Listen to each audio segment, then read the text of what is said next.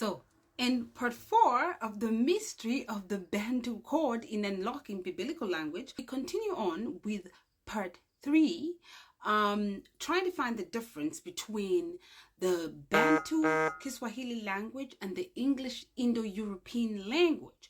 Now, let's look at that sentence here, which is really a translation of the sentence above over here. Do you know? I didn't know the sun was shining. Now, in Swahili, it becomes a sentence is unajua sikujua jua inawaka.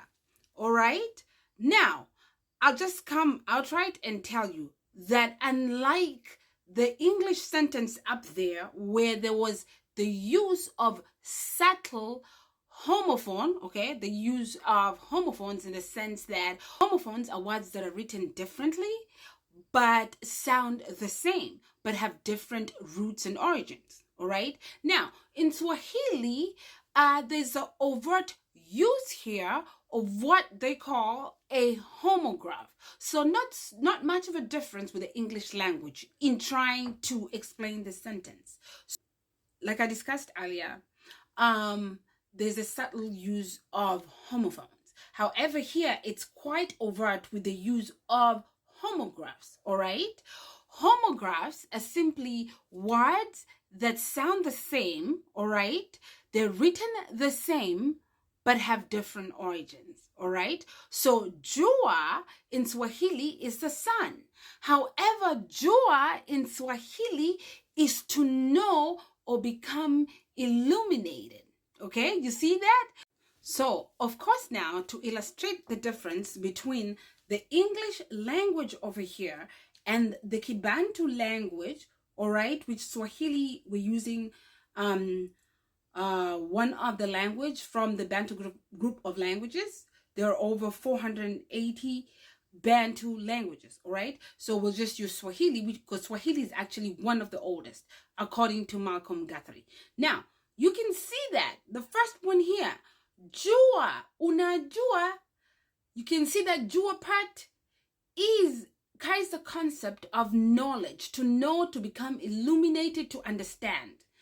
But the second emoji that has the sun has a non-affirmative, should I say, prefix to it. So you have a non-affirmative prefix, which is siku jua, which is siku, and then jua is a concept of illumination or to know. So that one is in itself a negative sun, okay, meaning you didn't know. Now, the last jua is the real sun in itself, the physical heavenly body that we see shining every day and illuminating light every morning. Okay, so when you further break down Swahili language, remember Swahili and Bantu languages, even Hebrew, use agglutination, okay, or agglutinative morphology, where they join two words, two independent lexicons to create a new word. You see what I'm saying? So when you come to the Swahili here, una jua, una means do you have? And of course, jua is what? Knowledge. Okay? But jua is also the physical sun. Okay?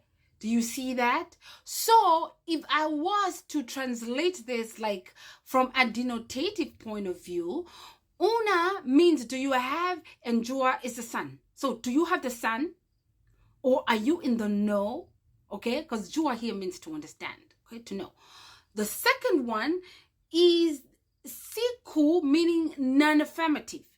But jua is to know. So it's basically, do you have the know, okay, that I didn't have the know that the sun, which is a physical in itself, is shining. You see that? It's very simple.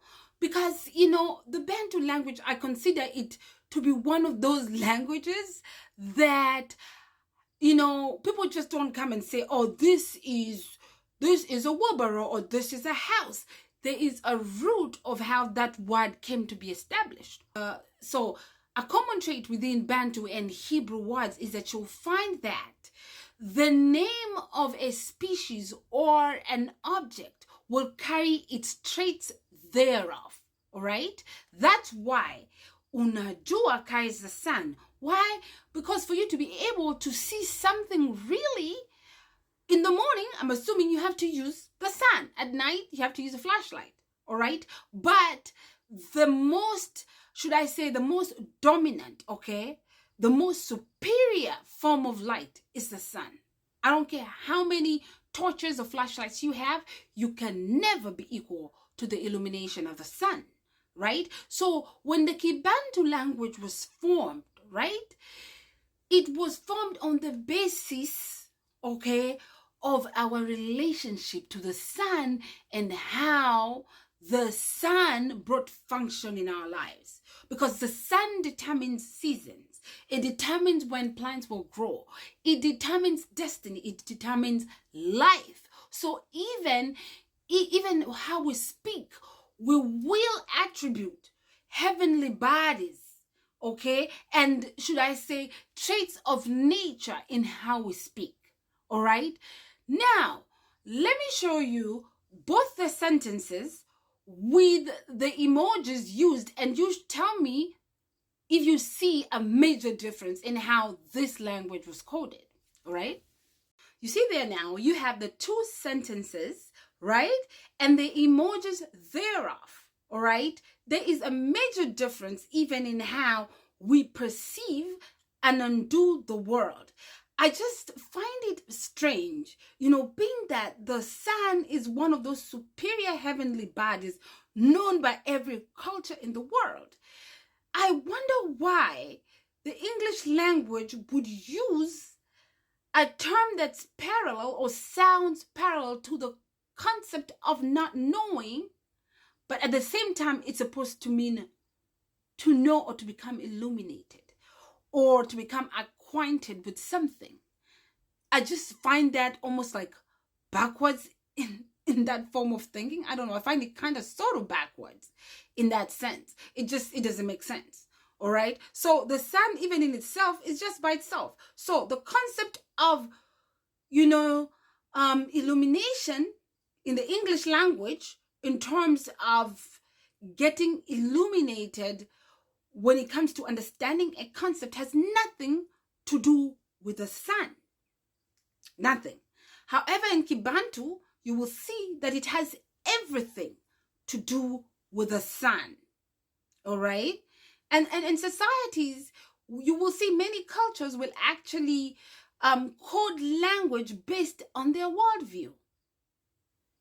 And if you ask, I've asked many Europeans, to be honest, I've come across many Europeans. And to be honest, their best season is the winter. Why? Maybe this is why. That's why the concept of knowing has nothing to do with the illumination of the sun. There's no correlation. But when you look at the Hebrew language, the 16th letter of the Hebrew alphabet is Chayin, all right? Which means to become illuminated, to know.